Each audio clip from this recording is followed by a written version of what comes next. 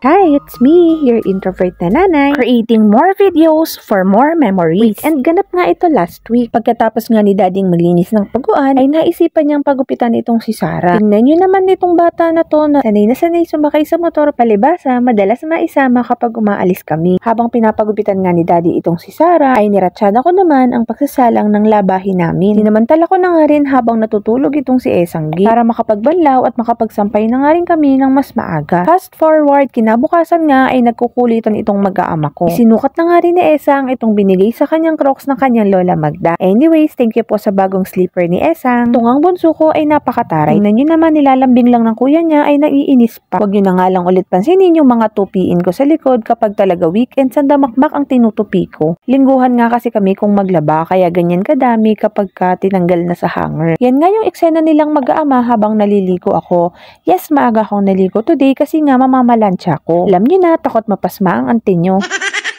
Pagkapaligo ko nga ay nagpalatch lang ako at iyon, nakatulog na yung bunso ko kaya naman nakapamalansya na ako. Habang namamalansya nga ako ay busy itong si Daddy sa pagpapaligo sa kanyang unang fur baby. Yan nga si Princess, sobrang dali nga niyang paliguan, kita nyo naman walang kagalaw-galaw. Pinaliguan na nga rin siya ni Daddy para mapreskuhan din dahil sobrang init nga ng panahon. Maya-maya nga ay nagising na tong bunso ko kaya naman nagpabuhat na. Nung natapos na nga namin yung iba namin gawain ay gumayak na rin kami dahil nga syempre uuwi kami dun sa mga biyanan ko. Dahil nga nabanggit ko na nga na linggo-linggo ay umuwi kami. At kapag nga umuwi kami ay kasama namin lagi itong si Sarah. Tingnan nyo naman kung gaano kabihib itong alaga namin na to. Kapag bumibiyahe kami, nakaganyan lang talaga siya. Wala rin kagalaw-galaw. Kita na nga rin yung mukha niya ngayon dahil nga napagupitan na siya kahapon. Pagdating nga namin ng buwisan ay may topak na naman itong bunso ko. Lagi talaga siyang painitin kapag napupunta kami sa ibang lugar. Kaya naman nilibang-libang ko muna siya at habang nag-aayos nga ako ng gamit namin sa bag,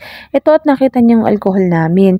Ito ngang bata na to ay sanay na sanay mag-alcohol at irarab yung kamay niya kaya lagi siyang nanghihingi pag nakakakita siya nito. Fast forward, pagkatapos naming magtangkali ay ito namang mangga ang nilantaka namin. At dahil nga Sunday ngayon, araw ng palaspas, ay nag-decide na kaming umuwi na para makagayak na rin dahil mag-aasikaso pa nga ng mga hayop itong asawa ko. Tsaka medyo malayo nga din kasi yung daan dahil umiikot pa kami dahil nga ginagawa yung kalsada sa gawing lisyada. Gabi na nga kami nakasimba. Sobrang dami ngang nagsisimba siguro nga dahil nga araw ng palaspas ngayon kaya naman sobrang traffic. Kala nga namin ay hindi na kami makakasimba dahil sobrang dami ng tao.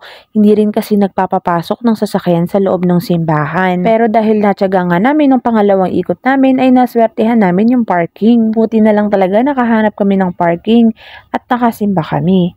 Paano? Hanggang dito na lang muna. Salamat sa panonood. God bless. Bye!